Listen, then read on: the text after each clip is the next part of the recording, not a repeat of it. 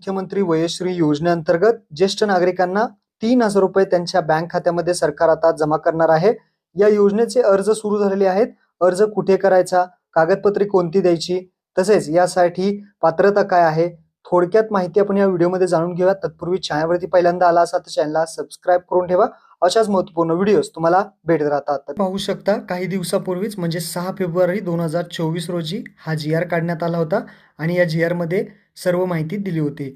आता जे काही नवीन आहेत त्यांना या योजनेअंतर्गत काही माहिती नसेल तर थोडक्यात माहिती सांगतो आणि त्यानंतर अर्ज कुठे करायचा ते सांगतो। आता इथे पाहू शकता ही योजना जर पाहिली तर शासन निर्णयानुसार राज्यातील 65 वर्ष व त्यावरील जे काही ज्येष्ठ नागरिक आहेत त्यांना ही योजना आहे आणि या मुख्यमंत्री वयश्री योजनेअंतर्गत इथे 3,000 रुपये त्यांच्या बँक खात्यामध्ये जमा करण्यात येणार आहेत।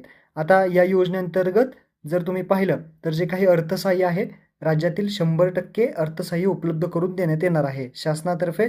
इथे हे पैसे DBT मार्फत प्रणालीद्वारे 3,000 रुपयाच्या मर्यादेत तिथे निधी वितरित करण्यात येणार आहे। त्यानंतर जे काही ज्येष्ठ नागरिक आहेत त्यांची पात्रता काय आहे ते समजून घ्या। तर इथे पाहू शकता 31/12/2024 अखेरपर्यंत वयाची 65 वर्ष पूर्ण केलेली असतील त्यांनाच या योजनेचा लाभ मिळणार आहे।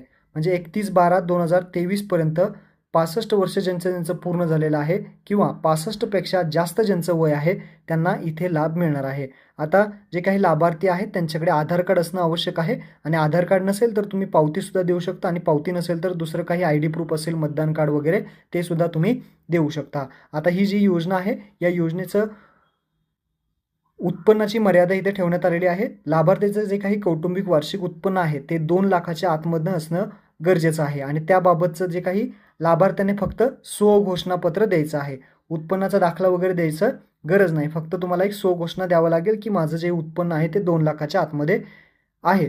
त्यानंतर तुम्ही म्हणाल ही रक्कम आम्हाला महिन्याला मिळणार आहे का, तर ही रक्कम महिन्याला नाही, ही एक रकमी रक्कम आहे।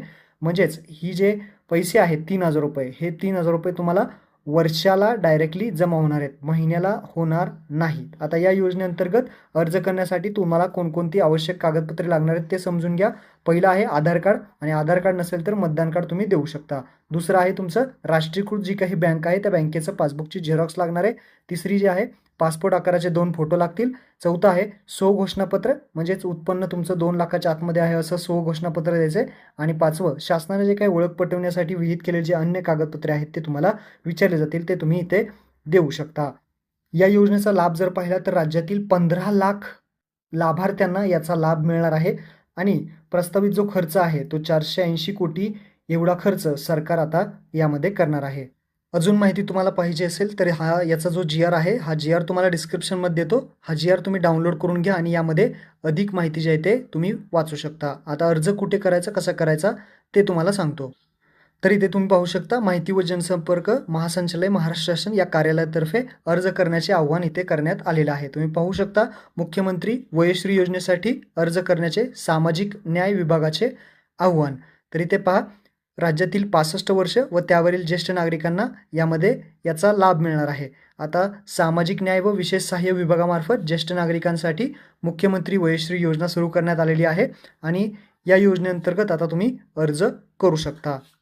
या योजनेअंतर्गत 3,000 रुपयाचे जे काही मर्यादित DBTद्वारे प्रणालीद्वारे निधी वितरित करण्यात येणार आहे असं सुद्धा सांगण्यात आलेलं आहे। आता अर्ज कुठे करायचा, तर इथे पहा त्यांनी सांगितलंय ज्येष्ठ नागरिकांनी या योजनेचा अर्ज प्राप्त करण्यासाठी व योजनेसाठी संबंधित माहितीसाठी मुंबई विभागातील सहाय्यक आयुक्त समाज कल्याण मुंबई शहर, मुंबई उपनगर, ठाणे, पालघर, रायगड, रत्नागिरी, सिंधुदुर्ग या कार्यालयाशी संपर्क साधावा व योजनेचा लाभ घ्यावा अशी माहिती प्रसिद्ध पत्रकात देण्यात आलेली आहे।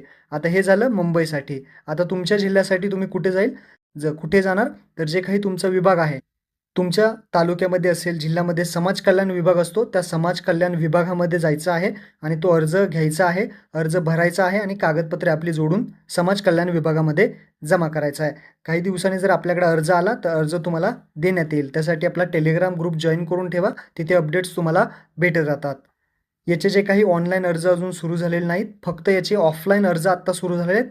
म्हणजेच PDF स्वरूपामध्ये जे काही अर्ज असतील त्याची प्रिंट काढून तुम्हाला अर्ज भरायचा आहे आणि हा अर्ज तुम्हाला समाज कल्याण विभागामध्येच मिळेल असं सुद्धा इथे सांगण्यात आलेलं आहे। तर महत्त्वपूर्ण हा व्हिडिओ होता, मित्रांना शेअर करा। धन्यवाद।